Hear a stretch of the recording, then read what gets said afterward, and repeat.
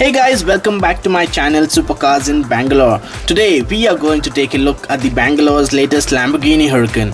The car was delivered in October last year and this is the first time I am getting to see this car in person, and my god, the car looks absolutely stunning in this particular shade which Lamborghini calls Rosso Mars. The car has 20-inch Maggiano wheels which look really nice on this car. Obviously the car did not come with these Performante style Italian stripes.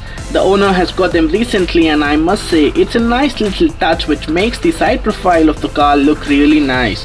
The bonnet also has a stripe similar to a couple of other Lamborghinis which you may have seen in town. The only thing missing on this car according to me is a wing, which I'm sure owner has some plan to get that very soon. Well, it's now time to hear the V10 Symphony while the car is being unleashed on the track.